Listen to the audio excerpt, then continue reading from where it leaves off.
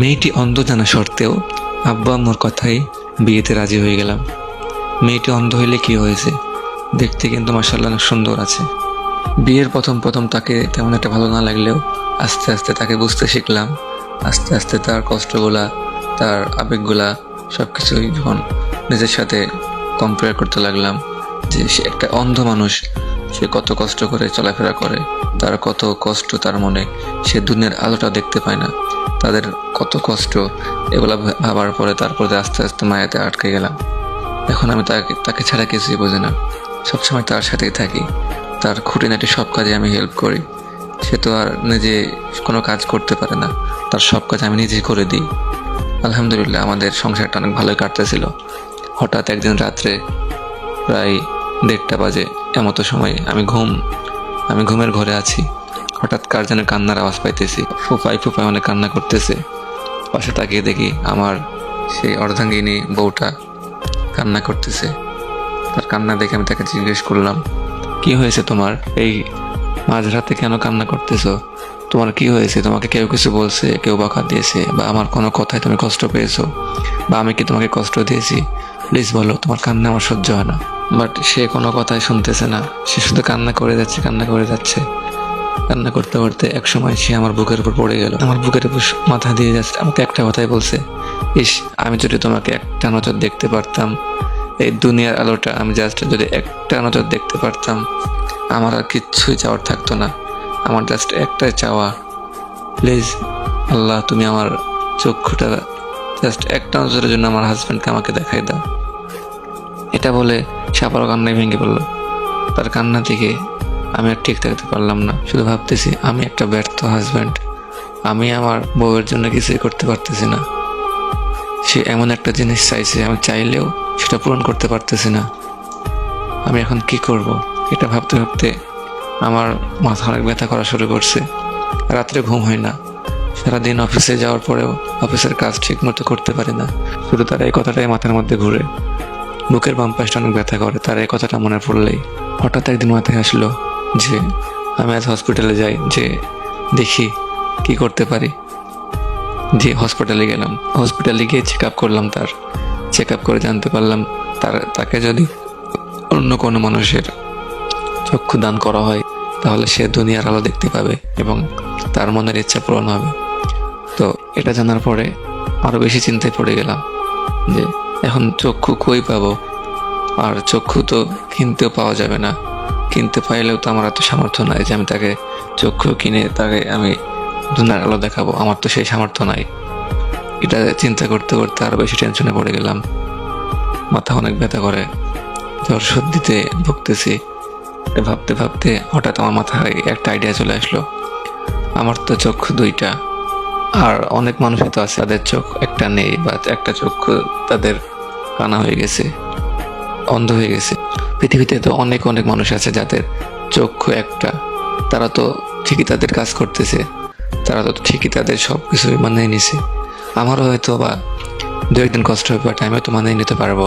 But আমার একটা চক্ষু যদি আমার বউকে দান করি, তাহলে তো সে দুনিয়ার আলো দেখতে পাবে। তারও তো ইচ্ছা হয় যে আমাকে দেখতে, আমার দুনিয়ার আলোটা দেখতে। তো ওই দিনকে রাত্রে আমার বউকে আমি জাস্ট একটা কথাই বলছিলাম যে দেখো, তুমি যদি কখনো চোখে দেখতে পাও, দুনিয়ার আলো দেখতে পাও, যদি তোমার আমাকে পছন্দ না হয় আমাকে দেখার পরে, তাহলে কি তুমি আমাকে ছেড়ে চলে যাবা?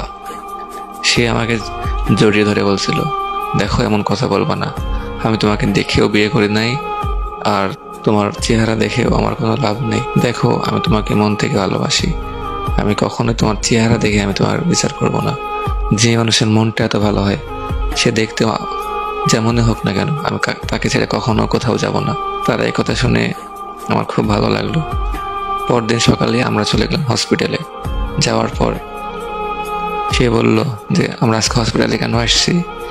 বললাম তোমার জন্য সারপ্রাইজ আছে। তো কি সারপ্রাইজ সেটা বললাম না।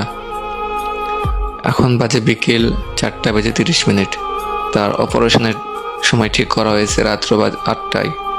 তো এই 4টা ঘন্টা সে আমাকে এত পরিমাণ কোশ্চেন করছে, মানে আমি তার প্রশ্নের উত্তর দিতে দিতে আমি পেরেশান হয়ে গেছি।